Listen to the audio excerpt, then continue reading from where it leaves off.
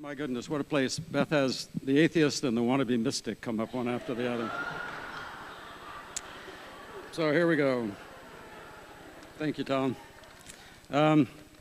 Well, like Tom, I found this very difficult to do. It's the first time I've spoken publicly about my spiritual journey, and I ask your forbearance if it comes off as a bit self-indulgent, which I've tried for it not to be. I was, as the expression goes, born and raised in a small town in New Mexico. It happened to be Los Alamos, New Mexico, created for the purpose of developing the atomic bomb before the Nazis. I attended what was originally the only Protestant church there, called the United Church. I was very regular in my attendance, read the Bible before I was a teenager, and then went on to be very involved in the high school youth group. As you know, the bomb project had tragic consequences when the politicians decided to end the war early and incinerated 100,000 innocent children, women, and men in Hiroshima and Nagasaki. And these events were to very much inform actions throughout my life. At the age of 25, I had my PhD in mathematics, married to a wonderful woman, Robin, but that's for another story. And we soon after went to Canada, partly to get away from the war culture and the tumultuous Vietnam War in particular. Taught at SFU for the next 40 years. I quit church soon after high school. I was not really able to reconcile the all too common view of a personal God that was, well, how should we say, who cajoled and persuaded by, you were to be cajoled and flattered by, persuaded by flattery, by importunity and self-abasement of your worshipers. I like the way this was phrased one time. This personal God of that type was not very comfortable for me.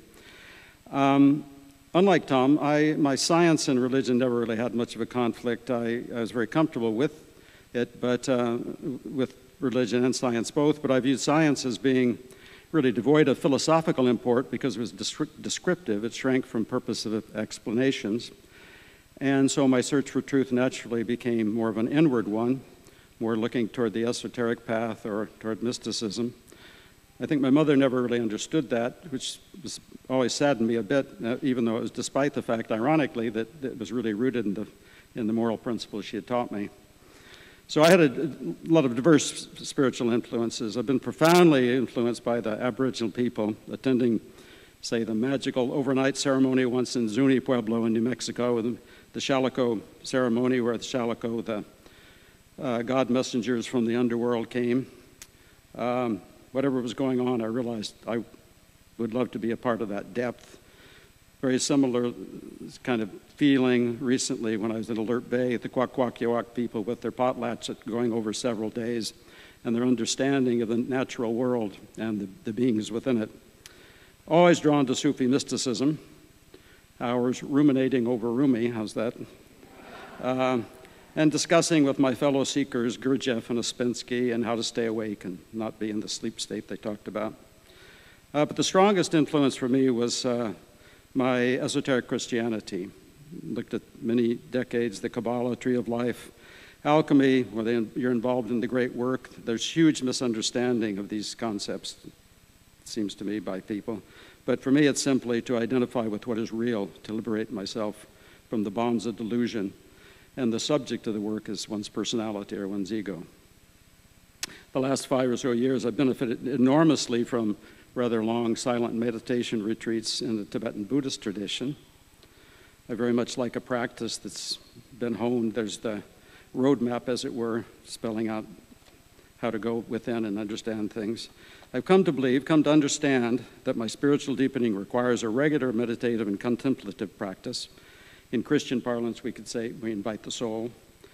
Silence is indispensable climate for this revelation. As Rumi says, silence is the language of God, all else is poor translation.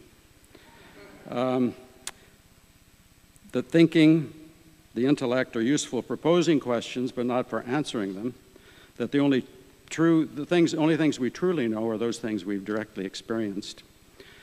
And that one's natural state is pure. I've experienced least the beginnings of what the Buddhists talk about is that bare awareness, or what Thomas Merton would talk about, the hidden presence. Incidentally, sort of footnote, most Buddhists consider themselves non-theistic. I've never found an inconsistency in this with the other mystical traditions.